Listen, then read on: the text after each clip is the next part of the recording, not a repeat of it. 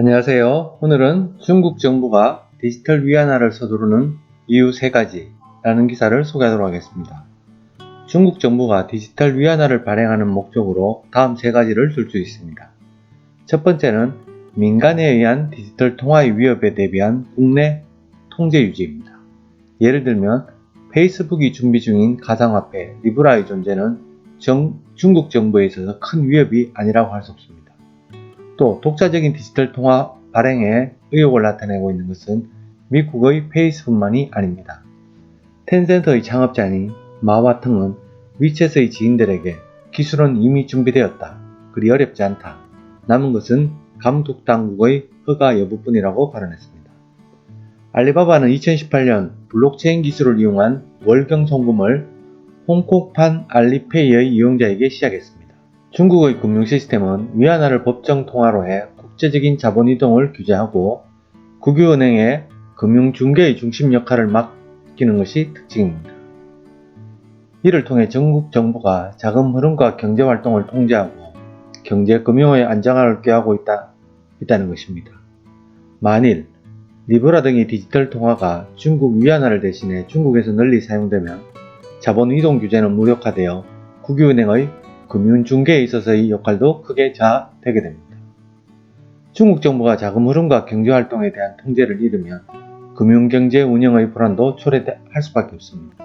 중국 정부가 직접 디지털 통화를 발행함으로써 다른 디지털 통화의 보급을 막는 것이 가장 큰 노림수라고 보여집니다. 두 번째는 금융과 경제에 대한 통제의 강화입니다. 원래 중국 정부는 자금의 흐름이나 경제 활동에 힘을 써왔지만 반드시 성공하고 있는 것은 아닙니다. 지방을 중심으로 기업과 개인은 불합리한 세금이나 각종 비용을 요구하는 것에 대한 염증을 느끼고 있어 중국에서는 탈세나 자본의 해외 도피가 사회 문제로 대두되고 있습니다.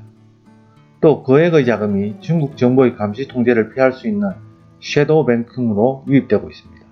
디지털 위안화를 도입해 정부가 자금 흐름과 경제 활동을 보다 정확하게 파악할 수 있으며 탈세 방지와 금융 위험 억제도 이어질 수가 있습니다. 게다가 서플라이 체인의 생산성이나 스마트 시티의 완성도도 높아질 수 있습니다. 세 번째, 미국과의 통화 패권 다툼입니다. 중국 국제경제교류센터의 황기범 부의사장은 지난해 10월 27일 상해에서 열린 심포지엄에서 달러를 사용한 무역에서 빼놓을 수 없는 국제적인 결제 네트워크 스위프트나 미국의 결제 시스템 칩을 중국 기업이 사용할 위험이라고 지적했습니다. 미국 정부는 달러 결제를 모니터링함으로써 국유 기업을 포함한 중국 기업의 움직임과 자금 흐름을 파악할 수 있습니다. 미국 정부가 마음만 먹으면 중국 기업을 스위프트나 칩에서 퇴출시키는 것도 가능합니다. 화웨이 창업주의 딸 맥만주 씨는 캐나다에서 체포됐습니다. 체포 이후로 스위프트가 미국 당국에 화웨이와 이란의 거래를 보고했기 때문에 미국 당국이 캐나다 정부에 체포를 요청했다는 시각도 있습니다.